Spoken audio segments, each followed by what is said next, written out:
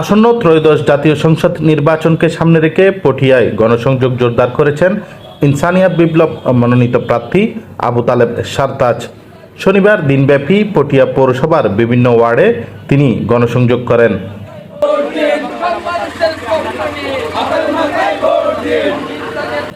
জীবন স্রষ্টার দান, মানবতার রাষ্ট্র রাসূলের দান, এই মূল মন্ত্রকে সামনে রেখে নিরাপদ ও মানবিক সমাজ গঠনের লক্ষ্যে তিনি ভোটারদের দ্বারে দ্বারে যাচ্ছেন।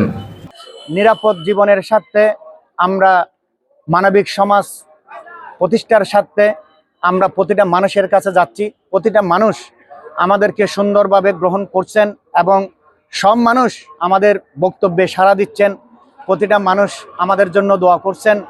আমরা যাতে সত্য এবং মানবতার দ্বারা খেলাফতে ইনসানিয়াত আমরা যাতে দুনিয়াতে প্রতিষ্ঠা করতে পারি, কারণ প্রতিটা মানুষ চায় ধর্ম বিশ্বাস যার যার, এই রাষ্ট্র সবার। আমরা এক একজনের এক এক ধর্ম হতে পারে, আমরা কিন্তু সবাই মানুষ, সবাই এক স্রষ্টার আমরা সৃষ্টি। প্রচারকালে আবু তালেব সারতাজ বলেন, সমাজে চলমান একক গোষ্ঠীবাদী রাজনীতি ও স্বৈরাচারী শাসন থেকে মানুষকে মুক্ত করাই তার প্রধান লক্ষ্য।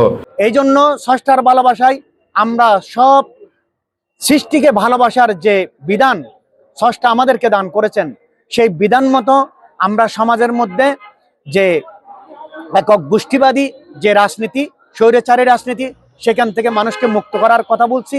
এবং আমরা একক ধর্মের নামে রাজনীতি রাষ্ট্র, সেটা যে ধর্ম বিনাশী এবং স্বৈরদস্যুতন্ত্র, সেটাও আমরা মানুষের কাছে তুলে ধরতেছি। এই জন্য প্রতিটা মানুষ যাতে এই বক্তব্য শুনে আমাদের প্রতি অনেক আগ্রহ প্রকাশ করছেন।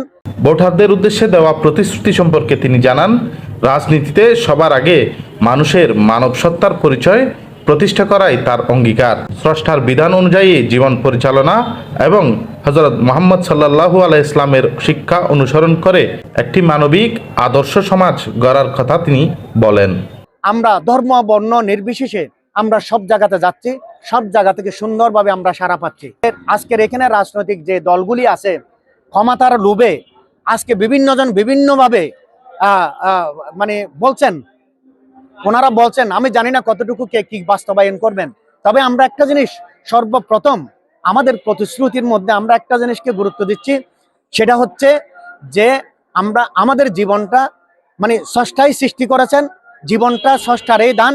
আমরা স্রষ্টার বিধান মতো আমরা প্রথমে মানব সত্তার পরিচয়টা মানুষের কাছে তুলে ধরতেছি। সেটা এভাবে যে যে বস্তুর উদ্দেশ্যে স্রষ্টার নামে জীবন, প্রথম এই স্বীকৃতি যদি আমরা দিতে পারি, তখনই মানুষের সত্যভিত্তিক মানবতা ভিত্তিক জীবন হওয়ার জন্য যে আল্লাহর হাবিব রহমতুল্লিল আলামিন যে মানবতার শিক্ষা আমাদেরকে দান করেছেন, এবং সারা দুনিয়াতে মানবতার যারা প্রবর্তক, যারা মানবতার পক্ষে কাজ করেছেন, আমরা তাদেরকে স্মরণ করে